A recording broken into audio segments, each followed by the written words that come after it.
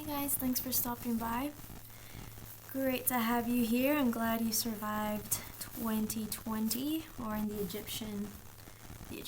Ethiopian calendar is 2013. They have their New Year's on September 11th. So yeah, I guess you're 7 years younger. Oh, 8 years younger, right? Well, anyway, so I'll go ahead and I'll channel to see what sign I'll be reading for.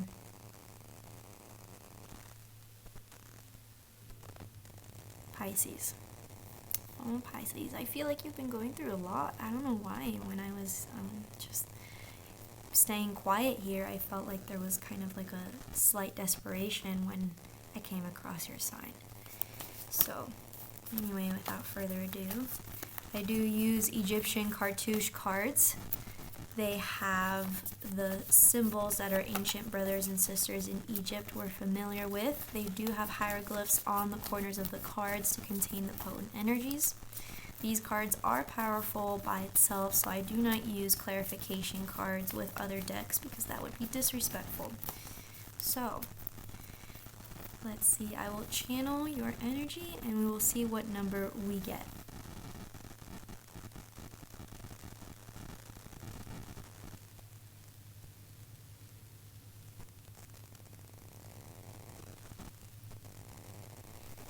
Okay, I got the number 8. I got the number 8, but I also had a visualization of a fish swimming upstream. You know, like the salmon. I wouldn't say specifically the salmon fish was what I had in my visualization, but that was kind of the feeling I was getting from Pisces. Swimming an upstream river. Swimming the upstream path. It's very hard. Seriously. You have to deal with all the gravity of the water. And that's a lot of water. A lot of emotions, Pisces. I wonder what's going on with you. Alright. I believe that was 8. Yeah. Okay, I'm going to stick with that. So, I will do the 5-point star spread facing you, the viewer. So, without further ado, let's get this started. I will explain with what each card or station means. 1. Nature of the problem, situation, or question. Comment given.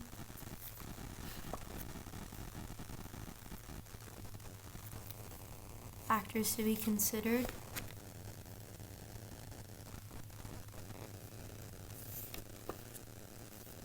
Okay. So, Pisces, I usually do these readings facing the viewer, but I really have been getting this urge to have it facing me, but the position facing you. So I think I'll continue that. I think I'll go with that. Okay. Alright. Interesting. What an interesting year so far, really. The fact that the whole order of how I usually do things has been upturned makes sense with this new year, man. I also didn't explain the talisman that I have under the cards now. This is a Arabian or Yemeni short sword. It's supposed to be open to interpretation, but I don't know why it called to me. It was on my altar, looking really pretty, and I don't know why. It was just kind of the idea of it cutting something really that needed to go away. So, anyway. Alright, so the nature of the problem, situation, or question, Ptah. Now, Ptah is the god of discipline, hard work, determination. Not necessarily the god of that, but definitely an emanation of that. Definitely a huge symbol. As you can see, this is the Freemasonry symbol. And, this was actually a guild symbol. It was supposed to, give distinction to the creatives, to the architects, the ones that were in charge of, building these huge monuments that would last for thousands of years. So, this is surrounded with this circle and a knot at the middle. Now, to have it facing you, the viewer, in terms of having it like this, the nature of the problem, situation, or question is there is a focus on productivity, a focus on the discipline that you have to continue to be creative and innovative in what you are doing or what you want to do. Sorry for the glare, I just realized that. So yeah, and interesting how I caught that glare, guys, because Ptah is an aspect of the sun. So it's almost like this afterthought of, did I use my day? Not necessarily use the day, but did I work with the day that I had? Was I able to accomplish what I wanted to accomplish, or accomplish enough to be productive in going the next step in what I want? So that's the nature of the problem, situation, or question for Pisces, is that they're concerned about their productivity and how they're going forward with that. And so we have Buckle of Isis here for comment given. And this is saying a really important message of, to get what you want or need, it requires a sacrifice coming from you. And it's really asking you to question your motives, because before you sacrifice anything, the intentions have to be straight. There can't be no curves, zigzags, jagged. When it's straight, it's true. Now, that's exactly what it's trying to say. If you're going to sacrifice something, make sure your intentions are true in what you want or in what you need. Isis is like the Mother Mary of the Egyptian pantheon. She's the nurturer, she's the goddess of fertility. The buckle of Isis represents, yes, you get to reap what you sow, but you really need to make sure that when you're tending to your garden or to your farm or to your crop, you gotta be careful in the way you're holding your plow or your sickle. Because if you're holding your plow or sickle in a way that, isn't benefiting not just those around you but yourself, it's really, really going to show up in the end when you do get the fruits, and they're not going to be what you expect. So, when you sacrifice something, make sure your intentions are true. Really dig deep down. I think that's kind of the process of what you're going through right now, is that there is this internal journey that you're going through, the upstream journey. And so here we have Ankh. The Ankh is the key of eternal life. Interestingly enough, here in Ethiopia, this is just another cross. For them, this is a cross. There's a lot of Christian Orthodox here, so I was very fascinated by that when I was like, really? This is a cross for you guys? Huh.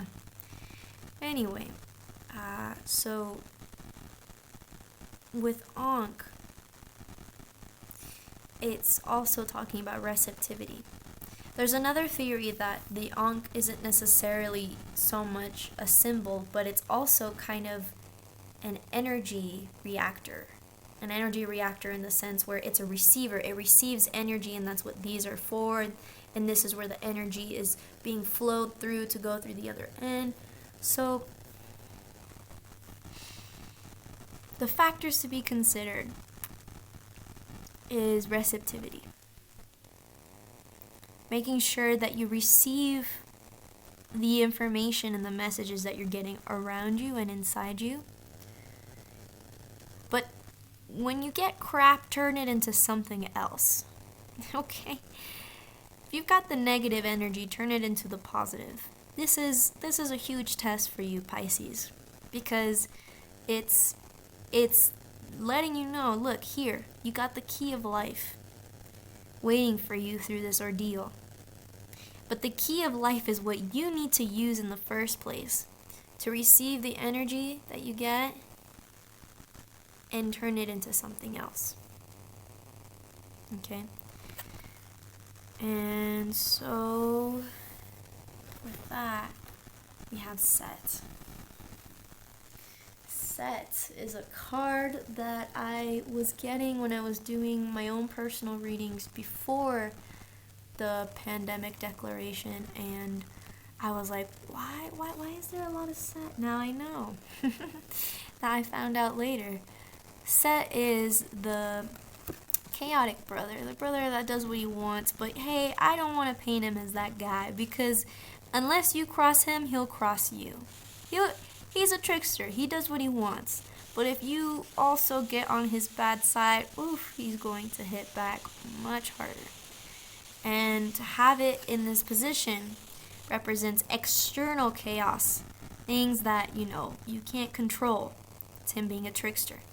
Now, when we have it like this is internal chaos. This is something that is getting worked out within you, inside you. The advice is that there is a lot that needs to be worked through.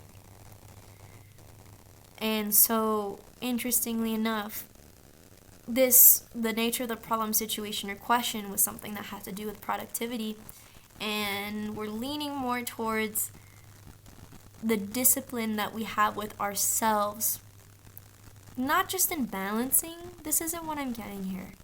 This is acknowledging the shadow that you have inside you, acknowledging it for what it is, embracing it, absorbing it, transmuting it. But, I'm getting this. I'm grasping onto that concept that there is some unfinished business that you need to tend to. That's the advice that I'm getting at here. There is some unfinished business with yourself that you need to tend to, Pisces. And let's overview the reading before we get to the conclusion. The nature of the problem, situation, or question is, am I being productive with the time that I have? Is there a way I can continue to go forward in what I want or need? Comment given is understanding that when you sacrifice what you have to do to get what you want or need, there is intentions being taken in account of. Karma, basically. Here, when you get something, turn it into another thing, and that will also help you going forwards in understanding this unfinished business, realizing the triggers that are happening, the reasons why you're getting upset, why it's getting so hard for you, is that there has to be some process that needs to be taken with yourself. And here we have this confirmation of this talk. The air is changing, always. So that's also another message here, is that this situation is not static. The situation that you're going through is subject to change at all times because of the uncertainty of everything that surrounds us. Another thing that I'm getting here now, ancient Mayans, Aztecs, if you look at their codexes, there's a wind coming from the people, and that means that's the breath of life, that's the wind of life, and that is also speech. And so if there's anything that needs to be talked through, this is the conclusion that I'm getting, is that there is a closure when you're able to communicate what it is that you need to communicate to yourself, but this almost feels external, like this is a conversation that you need to have with people. And it doesn't even have to be a conversation. Speak your truth and let it go. You don't need to deal with all that BS, okay? I was about to curse, but you don't need to deal with all that BS. You really don't. You've got other stuff to do.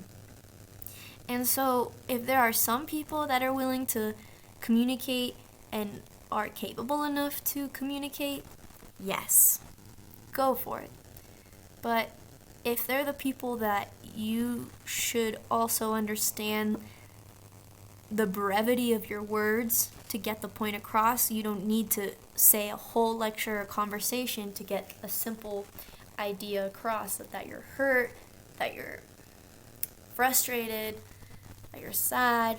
You just need to say your truth and let it go. Whatever they react to, whatever they say to it, is their problem, their situation. The ball is on their court as soon as you speak.